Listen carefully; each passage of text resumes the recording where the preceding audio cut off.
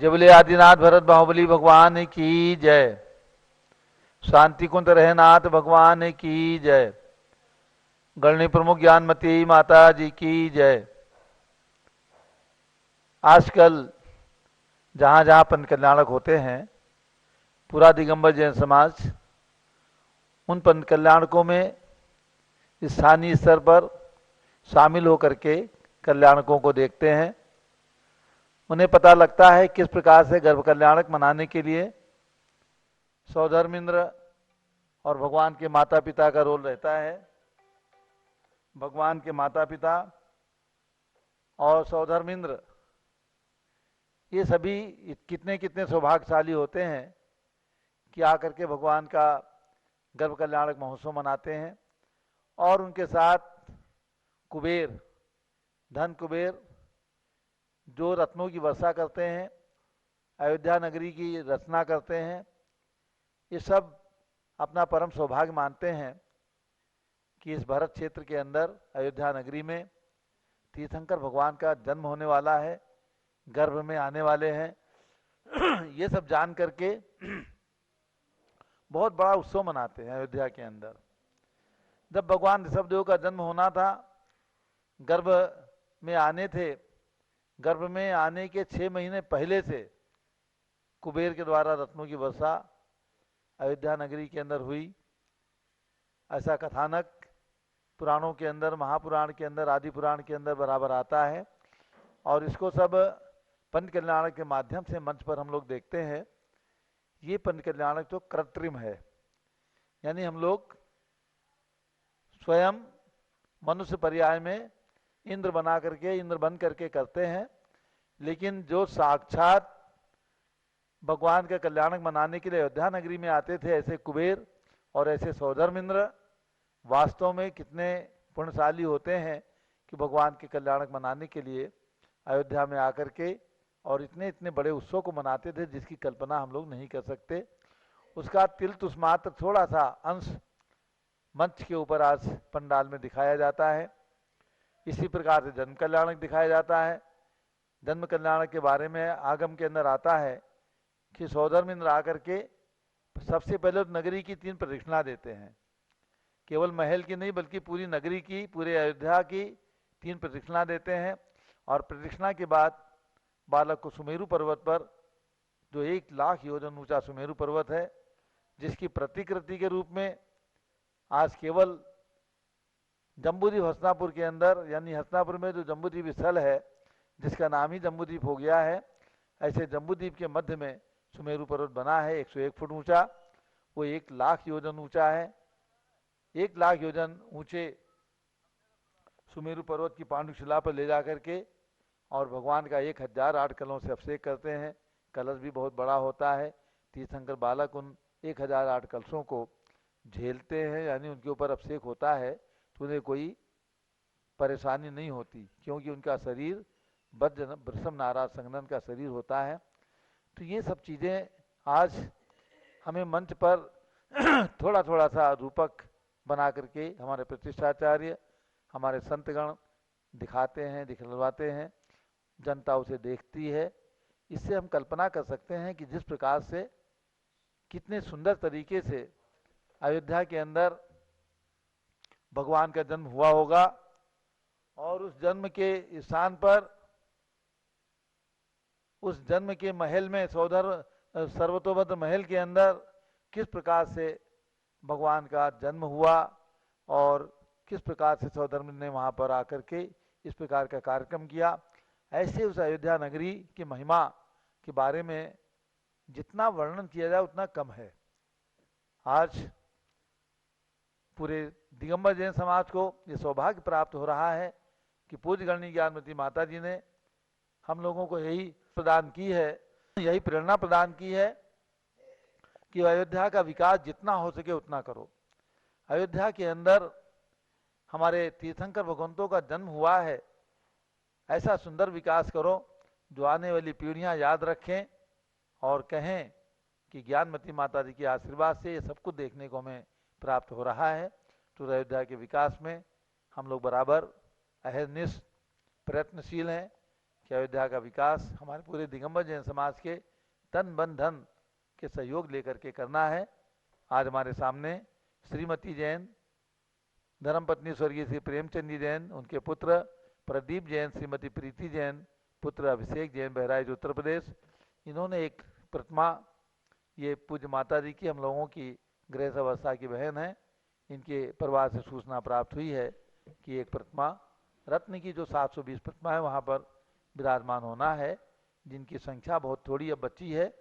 जो भी महान भाव अपनी ओर से एक रत्न प्रतिमा, और उसके साथ हमने आपको बहुत बड़ा लाभ दिया है कि रत्न प्रतिमा की प्रशस्ति में आपके परिवार के 2 नाम रहेंगे, लेकिन जो 30-24 मंदिर, भव्य मंदिर बनेगा, उस मंदिर के शिलालेख में भी आपके परिवार के 4 नाम रहेंगे।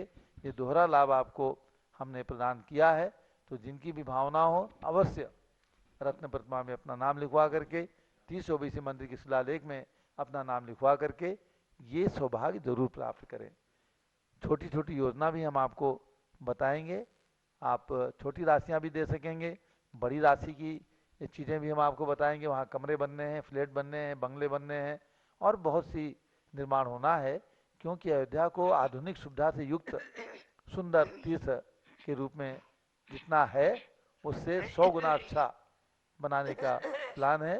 तो आप सब लोग, पूरा दिगंबर जैन समाज अयोध्या के साथ जुड़ करके और अपना सौभाग्य माने, अपना पुण्य माने, यही आप सबको मंगल प्रेरणा है। अब पूज्यगणी ज्ञानमती माता जी का मंगल उद्बोधन। ओम नमः सिद्धेभ्यः, ओम नमः सिद्धेभ्यः, ओम नमः सिद्धेभ्यः। अयोध्या मंगलम कुर्यात् अनंत तीर्थकर्तॄणां शाश्वती जन्मभूमिर्या प्रसिद्धा साधुर्नुता, प्रसिद्धा साधुर्नुता। भरते सरेण दीक्षा क्षणात् कैवल्यमाप्तवान्, श्री भरतेश्वराय में नमो नमोस्तनंत सह, नमो नमोस्तनंत सह। मध्यात्मा शाश्वत तीर्थ अयोध्या, अभी मैंने जो वर्ष भी घोषित किया है, शाश्वत जन्मभूमि अयोध्या वर्ष, शाश्वत जन्मभूमि अयोध्या वर्ष आप ध्यान में रखें। तो अयोध्या की पूजा करें, भक्ति करें, और प्रथम तीर्थंकर भगवान ऋषभदेव, उनके पुत्र भरत चक्रवर्ती आदि, उनकी सबकी जन्मभूमि अयोध्या, उन तीर्थंकर ऋषभदेव का भी विधान करें, पूजन करें, अनुष्ठान करें आदि। आप अयोध्या की जितनी भक्ति करेंगे कम है। मैं आपको सीधे भावों से अयोध्या ले चलूँ, भावों से हम और आप सभी अयोध्या पहुँचेंगे। एक समय था, भरत चक्रवर्ती के बाद चक्रवर्ती सगर चक्रवर्ती हुए हैं। सगर चक्रवर्ती के, ये तो मालूम है आपको, चक्रवर्तियों के 96,000 रानी आदि वैभव, और चक्रवर्ती सगर चक्रवर्ती के 60,000 पुत्र थे। स्वर्ग में जब सगर चक्रवर्ती स्वर्ग में देव थे, तो एक देव इनके मित्र के साथ आपस में ये वचन हुआ था कि जो पहले मध्यलोक में जाएंगे तो दूसरे देव उन्हें जाकर संबोधित करके उन्हें जैनेश्वरी दीक्षा दिला देंगे। तो जो इनके मित्र देव थे, कई बार आकर के सगर चक्रवर्ती के पास वैराग्य की चर्चा करते और दीक्षा लेने की प्रेरणा भी देते, और चक्रवर्ती हंस करके टाल देते। एक बार उस देव ने कुछ प्रयास करने के, उसमें अकस्मात होता क्या है कि चक्रवर्ती भरत के पुत्र एक दिन अपने पिता से कहते हैं कि पिता, हम जो है सब खाली बैठे हुए हैं, राज्य का उपभोग करते हैं, हमें कोई काम सौंपो। अत्यधिक भाव व्यक्त करते थे।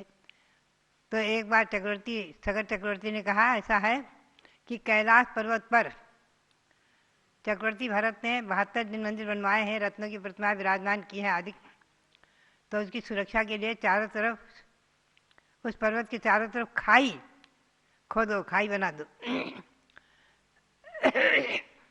और उसमें जल भरा रहेगा। कैलाश पर्वत के उसके मंदिरों की सुरक्षा रहेगी। तो ये लोग जो है पुत्र सभी चले थे, और देव ने अच्छा मौका देखा। अकस्मात एक दिन वृद्ध का रूप धारण किया और पहुंचा, और यहाँ पुत्रों को बेहोश कर दिया था। और वहाँ जाकर कहता है युक्ति से, बहाने से, कि हे राजन, आपके सबके सब पुत्र खाई खोदने गए थे, दंडरत्न से खाई खोद रहे थे, और वो सबके सब मर गए, सबको मार डाला गया, सबके सब कालकवलित हो चुके हैं। एकदम मृत्यु का समाचार, सबके सब पुत्रों के मृत्यु का समाचार सुनते ही सगर चक्रवर्ती एकदम मूर्छित हो गए। जैसे तैसे उन्हें परिवारजनों ने सबने सचेत किया होश में आने पर, और विरक्त बना हुए जैनेश्वरी दीक्षा के लिए चल पड़े। कि इधर जो है उसी देव ने उन पुत्रों को जाकर कहा कि तुम्हारे ऐसा समाचार सुनकर के तुम्हारे पिताश्री ने, चक्रवर्ती ने दीक्षा ले ली है। सबके सब 60,000 के 60,000 पुत्रों ने भी विरक्त बना हुए जैनेश्वरी दीक्षा ले ली, और सब तपस्या करके मोक्ष को प्राप्त हुए हैं। तो बात यह है कि हम देखते हैं कि 60,000 के 60,000 पुत्रों ने भी दीक्षा ली, पिता ने भी दीक्षा ली, और सभी ने सम्य शिखर सिद्ध क्षेत्र से मोक्ष को प्राप्त किया है। अध्यात्माओं, बात यही है, अनादि परंपरा है। मनुष्य पर्याय का सार संयम, और संयम का फल, दीक्षा का फल केवल ज्ञान प्राप्त करके निर्वाण प्राप्त करना, मोक्ष प्राप्त करना, अपनी आत्मा को शुद्ध परमात्मा बना लेना। मनुष्य पर्याय का सार यही है। मनुष्य पर्याय को प्राप्त करके हमें और आपको प्रतिदिन अहर्निश एक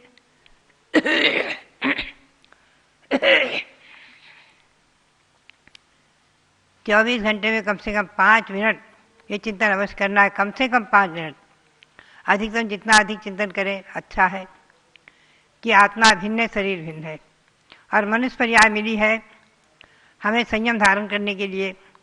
देखो, हम और आप चिंतन करें क्षण भर के लिए, नरक योनि में संयम ग्रहण नहीं कर सकते, और सम्यक दर्शन प्राप्त हो सकता है जाति स्मरण से, देवों के संबोधन से, अथवा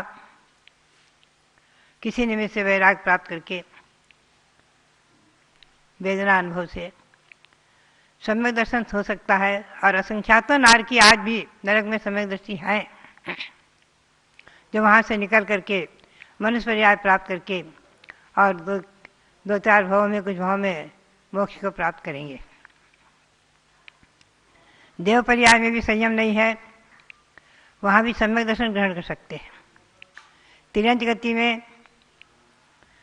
संयम है तो एक देश संयम है, अणुव्रत है, पंचम गुण स्थान तक प्राप्त कर देते हैं, और वो पंचम गुण स्थानवर्ती तिर्यंत स्वर्ग को प्राप्त करते हैं, परंपरा से मोक्ष को प्राप्त करेंगे।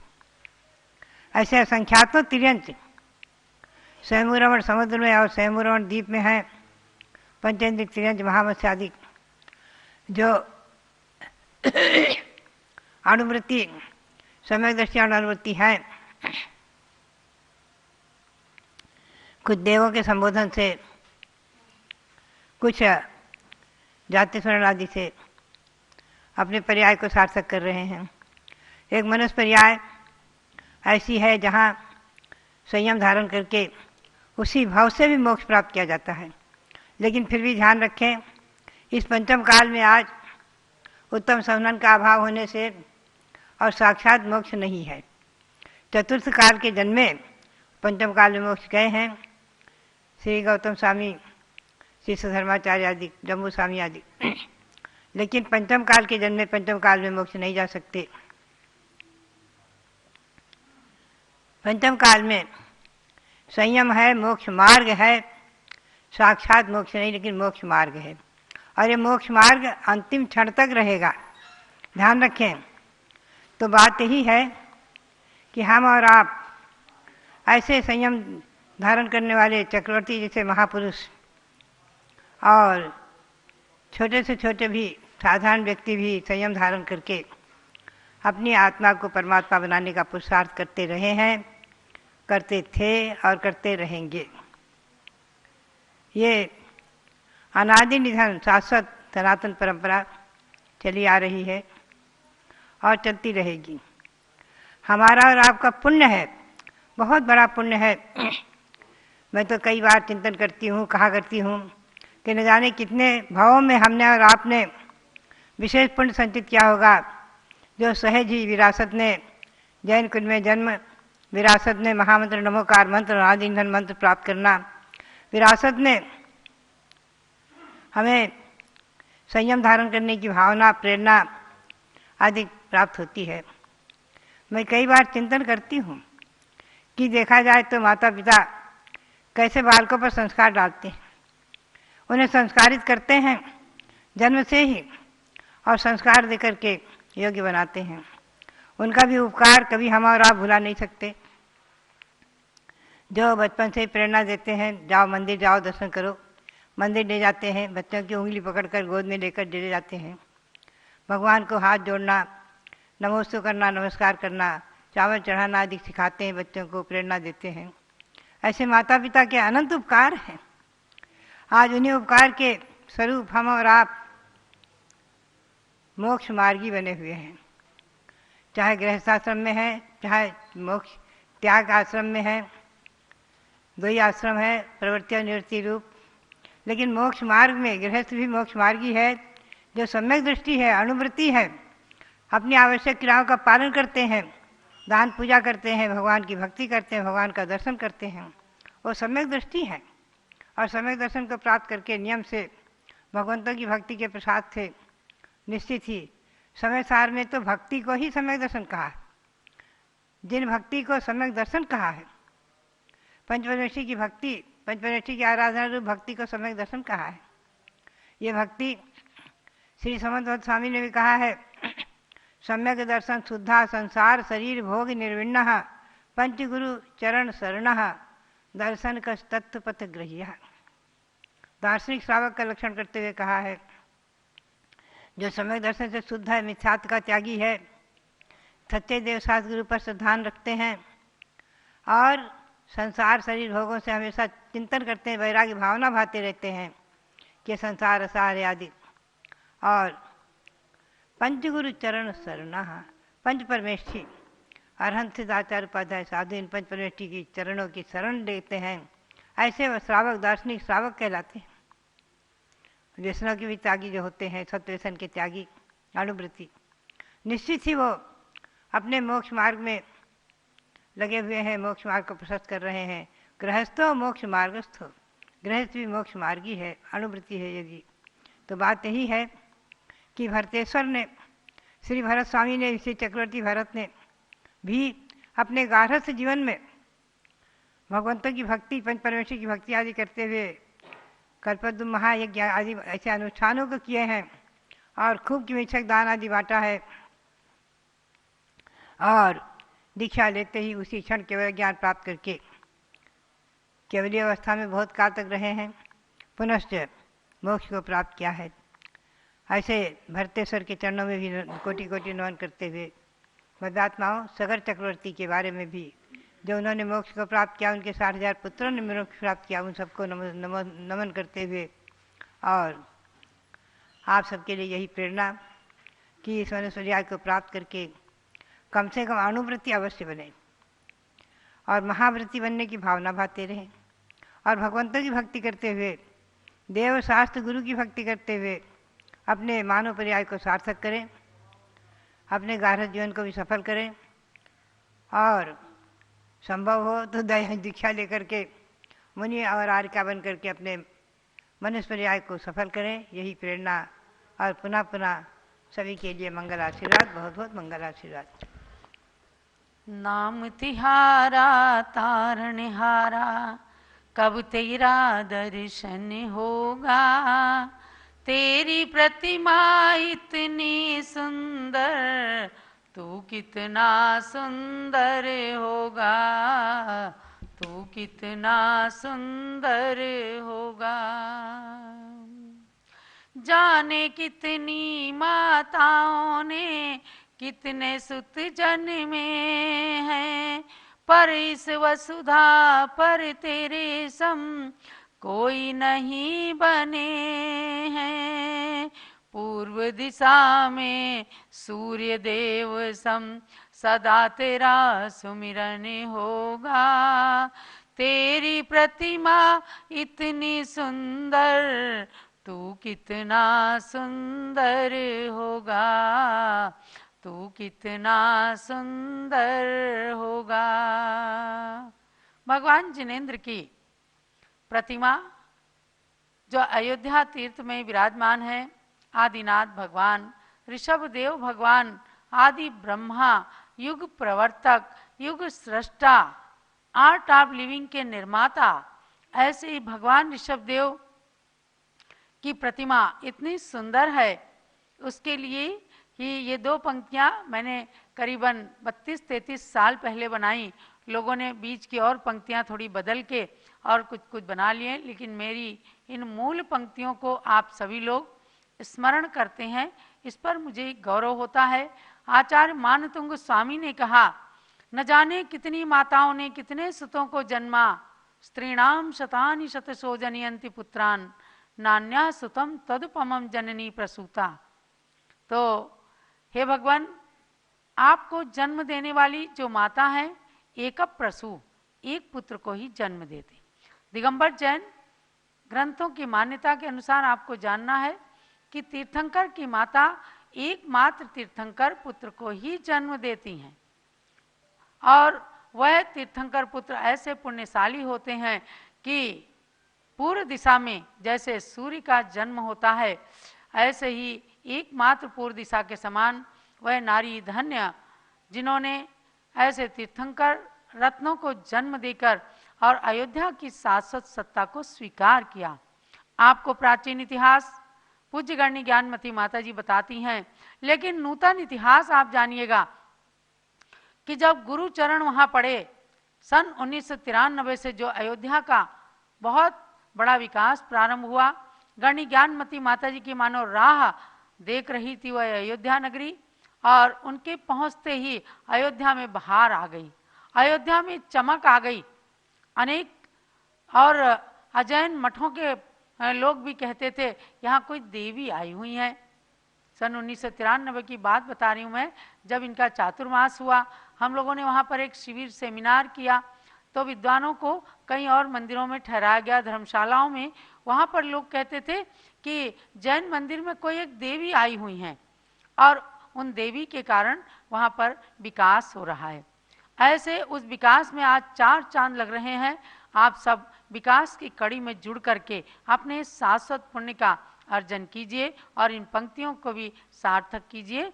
नाम तिहारा तारनहारा, कब तेरा दर्शन होगा, तेरी प्रतिमा इतनी सुंदर, तू कितना सुंदर होगा, तू कितना सुंदर होगा।